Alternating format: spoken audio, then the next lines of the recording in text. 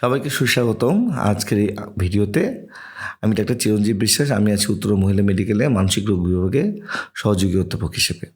তো আজকে আমরা কথা বলবো বিষণ্ণতা রোগ নিয়ে এবং বিষণ্ণতা রোগ এবং মন খারাপ এই সমস্যাগুলো থেকে আমরা কীভাবে বের হতে পারি।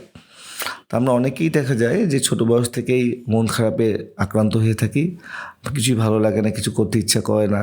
কিন্তু দেখা যাচ্ছে এই মন খারাপটা অনেক ক্ষেত্রে বিশেষ কারণে হয়ে থাকে, ছোটো ছোটো কারণে হয়ে থাকে এবং এটা দীর্ঘস্থায়ী হয় না এবং এই কারণে কাজে কোনো ব্যাঘাত হয় না। কিন্তু এটার কারণে মাঝে মধ্যে আমাদের খারাপ লাগে, মাঝে মধ্যে আমার ঘুম থেকে ঘুমোতে ইচ্ছে করে না, মাঝে মধ্যে মেজাজ খিটখিটে লাগে। কিন্তু যেহেতু এটা দীর্ঘস্থায়ী হচ্ছে না এবং কাজকর্মে সেরকম কোনো ব্যাঘাত ঘটছে না, সেটু এটাকে আমরা স্বাভাবিক মন খারাপ বলি, যেটা নিজে নিজেই ঠিক হয়ে যায়। অনেক ক্ষেত্রে ঘুরতে গেলে, ফ্রেন্ডের সাথে গল্প করলে, অনেক ক্ষেত্রে বিভিন্ন ক্ষেত্রে খাওয়া দাওয়া করলে, মজা করলে আমাদের কিন্তু এই মন খারাপটা নিজে নিজেই ঠিক হয়ে যায়। যেহেতু এখানে ব্রেনের কোনো কেমিক্যালের ইমব্যালেন্স হয় না, সাধারণত আমরা বিষণ্ণতা রোগ যেটাকে বলি, সেখানে কিন্তু আমাদের বিভিন্ন নিউরোট্রান্সমিটার, আমাদের কিছু ব্রেনের মধ্যে কিছু কেমিক্যালস আছে, সেই কেমিক্যালসগুলো আমাদের কিন্তু আবেগকে নিয়ন্ত্রণ করে থাকেন। যে আমরা যে অনেক বেশি আনন্দিত হচ্ছি বা মন খারাপ করছি বা স্বাভাবিকভাবে আছে, এর পেছনে কিন্তু আমাদের এই নিউরোট্রান্সমিটারগুলো কিন্তু আমাদের দায়ী।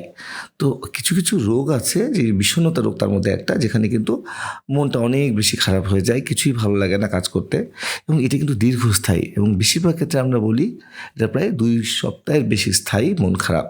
এবং এই মন খারাপটা সাধারণত দিনের বেশিরভাগ সময় আপনার মন খারাপ থাকবে এবং এই মন খারাপ হলে আপনার কাজকর্মে ব্যাঘাত ঘটবে। এই মন খারাপের কারণে আপনার ঘুমের ব্যাঘাত ঘটবে, মন খারাপের কারণে কাজে মনোযোগের ব্যাঘাত ঘটবে, মন খারাপের কারণে আপনার নেতিবাচক চিন্তা আসবে, এমনকি আপনার মন খারাপের কারণে আপনার মধ্যে আত্মহত্যার চিন্তাও মাথায় কাজ করতে পারে। তার মানে এই মন খারাপটা কিন্তু একটু বেশি দীর্ঘস্থায়ী এবং এই কারণে কিন্তু কার্যক্রমে আপনার ব্যাঘাত ঘটছে। তাহলে এই 2 সপ্তাহের বেশি স্থায়ী এই মন খারাপটাকেই আমরা বলি বিষণ্ণতা রোগ বা মেজর ডিপ্রেসিভ ডিসঅর্ডার। এবং এই মেজর ডিপ্রেসিভ ডিসঅর্ডার একটা গুরুত্বপূর্ণ কারণ সুইসাইডের ক্ষেত্রে। এবং যেহেতু এটা একটা গুরুত্বপূর্ণ রোগ এবং এটাতে মৃত্যুর ঝুঁকি অনেক বেশি, আমরা সাধারণত বলি 10 থেকে 20% মানুষ সুইসাইড করে থাকেন যারা বিষণ্ণতায় ভুগেন। এবং যারা বিষণ্ণতায় ভুগেন তাদের যদি কখনো পারিপার্শ্বিক কোনো মানসিক চাপ চলে আসে, তার মধ্যে কোনো ট্রিগার হয়, হয়তো কেউ তাকে ছোটো করে কথা বললো, কেউ অপমান করে কথা বললো, কিন্তু তার মধ্যে আত্মহত্যার প্রবণতা অনেক অনেক বেড়ে যায়। তো সেই ক্ষেত্রে কিন্তু তাদেরকে চিকিৎসা দরকার হয়। যেহেতু সাধারণ মন খারাপ আর বিষণ্ণতা রোগটা কাছাকাছি, অনেকে কিন্তু বিষণ্ণতা রোগটাকে মন খারাপ মনে করে থাকেন এবং মনে করেন ঘুরতে গেলে ঠিক হয়ে যাবে, ফ্রেন্ডের সাথে গল্প করলে ঠিক হয়ে যাবে, ধর্মের কাজ নামাজ পড়লে ঠিক হয়ে যাবে, বা ফ্রেন্ডের সাথে খাওয়া দাওয়া করলে, ঘুরতে গেলে ঠিক হয়ে যাবে। আসলে কিন্তু মন খারাপের মতো এটা বিষণ্ণতা কিন্তু এটা একটা রোগ।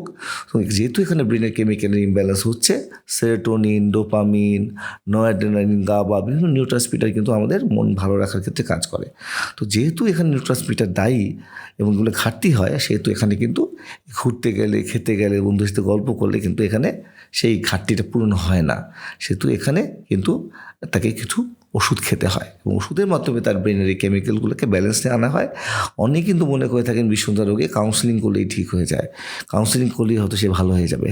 হ্যাঁ, কাউন্সেলিং করলে বিষণ্ণতা ভালো হয় না। তবে অনেক রোগীদের আমরা দেখেছি যাদের হচ্ছে পারিপার্শ্বিক কারণে মন খারাপ হচ্ছে, যেমন পরিবারের মধ্যে বিভিন্ন ধরনের ঝগড়া, রাগারাগি, বিভিন্ন ধরনের ফাইন্যান্সিয়াল ক্রাইসিস, অনেক কিছু সমস্যা চলছে, পারিপার্শ্বিক কারণ, তাদের ক্ষেত্রে সাইকোথেরাপিটা অনেক ভালো কাজ করেন।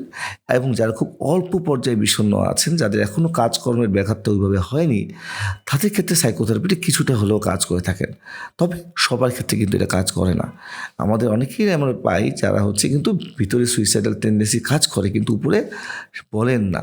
সেক্ষেত্রে কিন্তু আমাদের খুব সাবধানে চলতে হবে এবং তাহলে কিন্তু তাদের এই ছোটো মন খারাপটাকেও আমাকে কিন্তু অবশ্যই একজন সাইকিয়াট্রিস্টের কাছে যেয়ে নিশ্চিত হতে হবে এটা যে মন খারাপ কিনা, নাকি এটা বিষণ্ণতার রোগ, এবং বিষণ্ণ রোগ যদি হয় তাহলে এটা চিকিৎসা নিতে হবে। আর যদি এটা মন খারাপ হয় তাহলে এটা নিজে নিজেই ঠিক হয়ে যাবে। কিন্তু আমাদের নিজে নিজে ভেবে নিলে চলবে না যে এটা বিষণ্ণতার রোগ না, এটা মন খারাপ। আমাদের মনে হয় একজন প্রফেশনাল সাইকিয়াট্রিস্ট বা সাইকোলজির কাছে যেয়ে এক্ষেত্রে একটু আলাপ আলোচনা করতে হবে। সাইকোলজিস্টরা অনেক সময় আমরা মনে করি যে তারাও বুঝতে পারেন যে এটা আসলে বিষণ্ণতার রোগ, তখন তারা কিন্তু সাইকিয়াট্রিস্টের কাছে পাঠিয়ে দেন।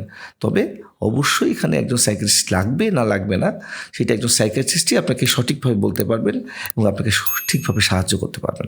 তো ধন্যবাদ সবাইকে। ভবিষ্যতে ভিডিও দেখার জন্য আমন্ত্রণ থাকলো। ধন্যবাদ।